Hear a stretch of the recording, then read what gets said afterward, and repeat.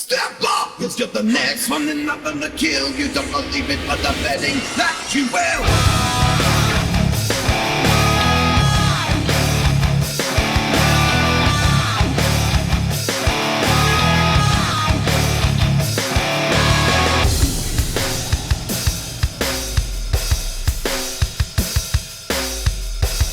In 1996, WWF held 5 tours in Kuwait that also got mentioned quite a lot on WWF television shows. The events were held throughout the first half of May 96, and one of the draws of this tour was the fact that WWF would bestow the Kuwait Cup upon the winner of a tournament. Yeah, it didn't mean anything on the grand scheme of things, but the commentators did mention a few times that Ahmed Johnson won the tournament during broadcasts of Monday Night Raw. The WWF returned the following year to hold another tournament. The 1997 winner was Tiger Ali Singh, but the match we are looking at today took place on the final night of the 1996 tour. It's Shawn Michaels versus Steve Austin. HBK defended his WWF title on every Kuwait show of 1996. On night 1, he defeated the British Bulldog. On night 2, it was Owen Hart. Night 3 featured Shawn Michaels versus Yokozuna. The Rockers collided in night 4 when Shawn wrestled Marty Jannetty. And night 5 featured the Stone Cold match that we're going to look at today. This match features Austin playing a few ribs on Shawn and referee Earl Hebner, and you've maybe seen some pictures of Stone Cold wearing the pink wrist tape. So let's see what happened before the bell rung, and let's check out the entire match from start to end. This is an unreleased match that you guys voted for in a recent poll. 54% of you wanted to see this one get covered, so let's check it out.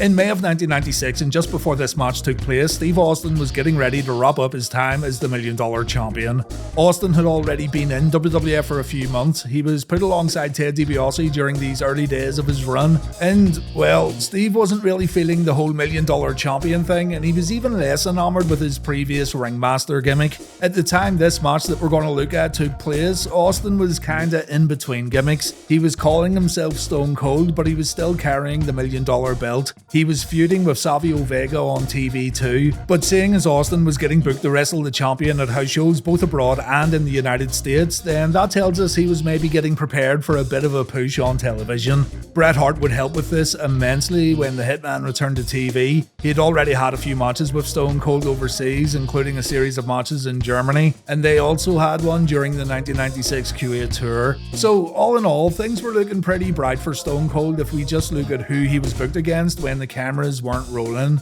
Stone Cold's explosion in popularity was organic. No one asked the fans to cheer for the bad guy, but Austin was also put on a path where opportunities existed to break out as a main event player in WWF.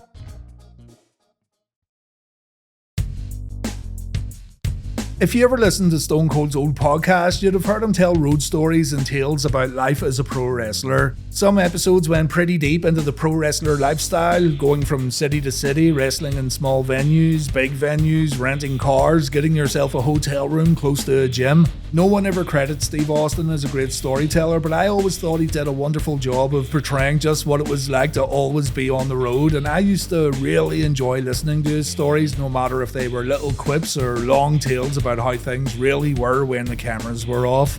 What we also learn about Stone Cold through these podcasts, though, is that Steve Austin had a lot of fun during his active years as a wrestler. He had some serious dark times too, where he himself admits to not being the most stand-up human being in the world. Make no mistake about it, there was just as many bad times for Stone Cold as there were good. But sometimes when the cameras were off, Austin would hang around the arenas for a while and let the good times roll. Fans who attended live shows would get treated to Stone Cold loosening up a bit and having fun with the audience, saying things and doing things he wouldn't normally do on TV. And even at Raw shows, when the cameras weren't rolling, Stone Cold would stick around after the shows and entertain fans for sometimes up to 20 or 30 minutes. Austin spoke about these nights quite extensively on his podcast. He said that some nights the most fun he ever had as a wrestler was when the cameras weren't rolling and he was free to entertain the audience in any way he wanted. And as for us fans who didn't get to go to these shows, we were still able to see what it was like when WWE released the excellent Best of Raw After the Show DVD. Even WWE knew that the stuff that happened after Raw went off the air was too good not to share. So they packed 3 discs filled with after show shenanigans shenanigans that ends up being way more entertaining than what you might think. Steve Austin isn't the only guy featured on the set, of course, but Austin's definitely featured way more than others. You get beer bashes, improv comedy, crowd interviews, and loads more. It's just a really good time, and it's great to see Austin and others dismiss their on-screen personas just to poke fun at themselves and their colleagues. One of the more infamous moments on the DVD set, and a moment that was shared quite a lot online, was the infamous night the WWF superstars tried to get Undertaker to perform a Spinner-Rooney. Triple H, The Rock, Booker T, Goldust, even Vince McMahon tried to convince Taker to breakdance in the middle of the ring, and it's easily one of the funniest moments in WWE history that didn't make it to TV. It couldn't make it to TV for how ludicrous it all was, but seeing the WWF superstars trying to crack each other up or pull ribs on each other in the ring is one of those things that I don't get tired of seeing. I think it's great.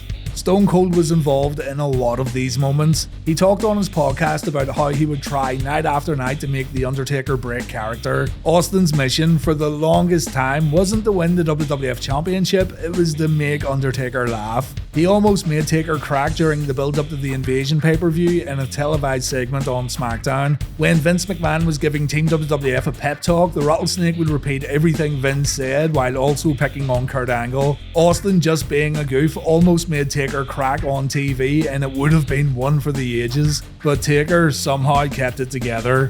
So why bring all this up? Because Steve Austin liked making guys break character. If something wasn't going to be widely televised, then Stone Cold would try to do things that made his colleagues laugh, and he liked doing this in front of live audiences. During this HBK vs Steve Austin match in Kuwait, the Rattlesnake decided to play a few ribs on Shawn and Earl Hebner, and Stone Cold fully confirmed it on Twitter years later. Not like you needed any confirmation anyway.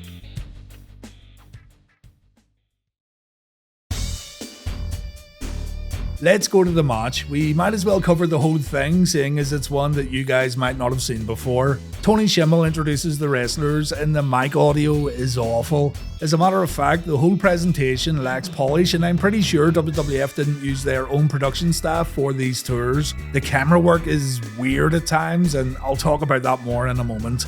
Some matches from Kuwait did air abroad, by the way. Some matches were also released on home video on the WWF World Tour 96 tape, but it's clear that the World Wrestling Federation did not use their own production crews, sound guys, and cameramen for these matches. Steve Austin comes to the ring and he's wearing pink wrist tape and pink armbands. This right here was phase 1 of the rib. Austin wanted to pop Earl and Shawn, and you can tell by his smug face that he thinks he's done a pretty fine job too. Stone Cold, usually a no-nonsense guy who wears black trunks and black boots, has added some bright pink to his gear courtesy of Bret the Hitman Hart. You can see Hebner and Austin laughing at how ridiculous this is just before HBK makes his entrance. Shawn comes out, the crowd goes nuts, and when referee Earl Hebner goes to check if Austin's hiding any foreign objects, Stone Cold looks over to Shawn as if to say, hey, get a look at this, check this out. Earl finds a fork on Stone Cold, and Earl's not sure what to do. He takes the fork away and he prevents a possible stabbing in this wrestling match, and again, Austin looks pretty pleased with himself. Earl knows what way this is going. Austin wants to have a laugh, so Hebner then has some fun when he gets very animated, telling the guys there'll be no hair pulling, no closed fists, no elbows, and no knee strikes. Austin laughs again before heading to his corner, and then he begins warming up like an absolute goofball. It's at this point where HBK almost breaks and he has to put his head down. He seems eager to start the match before Austin can do any more messing about. So the match begins, headlock from Stone Cold. Austin brings it down to the mat, and boy does this one get hard to watch. The issue here is that there's 2 hard cameras at each side of the ring, and it just flips back and forth randomly, meaning the superstars in the ring also change from left to right, and it's super annoying. You think WWE's camera cuts are bad nowadays? You should see how jarring it is trying to watch this thing. HBK breaks free, a few arm drags excite the crowd. Shawn applies an arm bar, but Austin shoots Shawn off the ropes for a drop toe hold. HBK's on form though, and Shawn's able to reply with a grounded hammerlock. Austin back elbows Shawn to break free. Shawn gets his head smacked on the top rope. Austin then applies a wrist lock, as it seems Steve's all business now, but Shawn reverses with a wrist lock of his own, followed by a headlock takeover.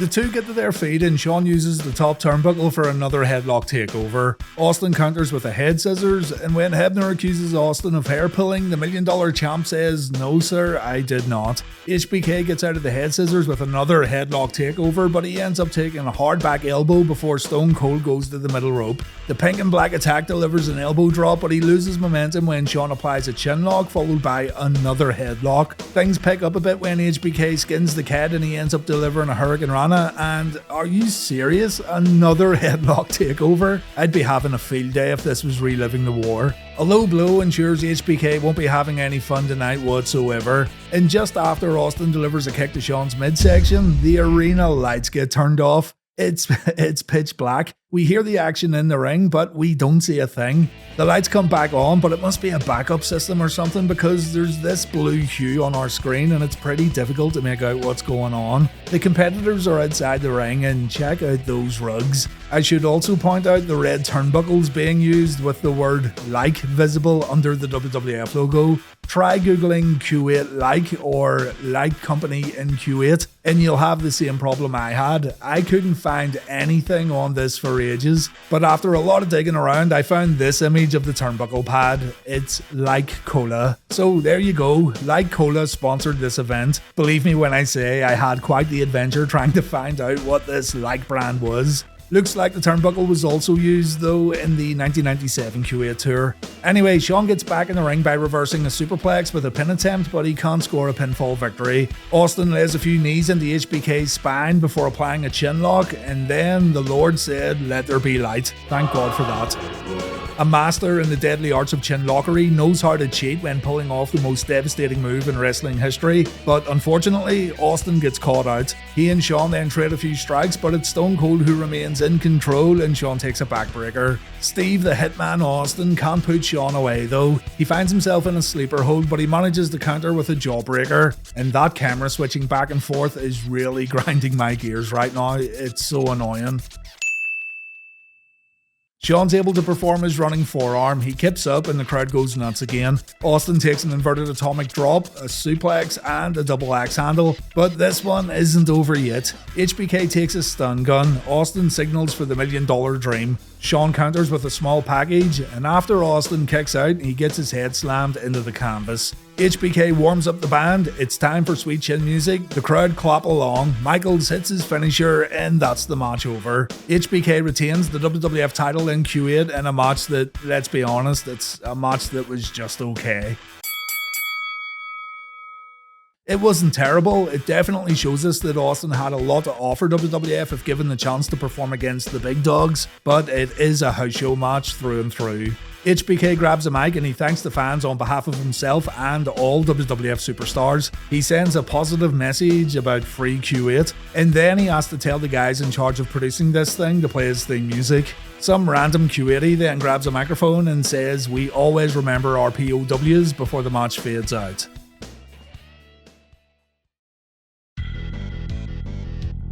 The Pink and Black Stone Cold Steve Austin wouldn't make a comeback, unfortunately. He didn't do this again at house shows as far as I can tell, but the ribs would continue behind closed doors. It seems like these kind of things have been toned down and it doesn't really happen anymore backstage, or at least we don't hear about stories anymore about guys ribbing each other. And, you know, maybe that's not a bad thing either. You do hear some nightmare stories about guys who took ribs way too far, and some ribs could be seen as nothing more than bullying. But these kind of light-hearted ribs sounded like a way for the guys to just pass some time and have a bit of fun. I'm sure it was more of a necessity due to how mundane things could get while on the road. Guys shedding away their in-ring personas for the sake of a laugh gets a thumbs up in my book though. And if you want to see more of this kind of thing, I'd highly recommend you check out that Raw After the Show DVD because it's packed with genuinely funny moments, particularly from Stone Cold Steve Austin. So when the next WWE game comes out and you need a new saucy attire for the Texas Rattlesnake, consider giving him some pink wrist tape, give him a few ridiculous taunts too, and you too can be a comedian just like Stone Cold. Thanks for watching guys, and take care.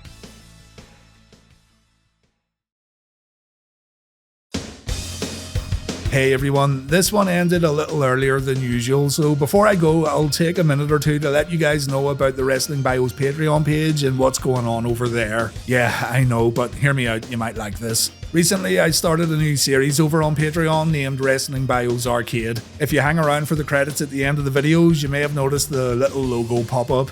Wrestling Bios Arcade is exclusive to Patreon. It'll never get uploaded to YouTube. Basically, the videos are completely unscripted and I get a chance to answer questions from supporters, talk about what's happening behind the scenes, talk about whatever game I'm playing too, and as you can see right here, there's already a bit of variety in terms of what gets played.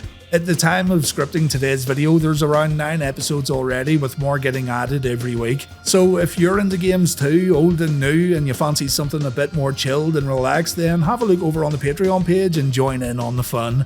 Reliving the War videos, the pay-per-view reviews, and the standard Wrestling Bios videos. All that stuff goes on Patreon early, so it's a good way to catch my videos before everyone else. The remixes I put together for videos that you hear at the start and the end of my uploads also get put on Patreon, and there's already around 60 odd posts centered around the music you hear in Wrestling Bios. Most of all though, you'll support me and the channel should YouTube decide to nuke it in the future, because trust me, I and many other wrestling creators run into quite a lot of issues as it pertains to copyright. You guys who watch Reliving the War know all about this. So at this point, there is a lot of additional content over on Patreon that you just can't get over here, so I'm trying to make it worth your while, you know? If you want to take YouTube completely out of the equation, watch the videos early with absolutely no ads, head over to Patreon and fill your boots.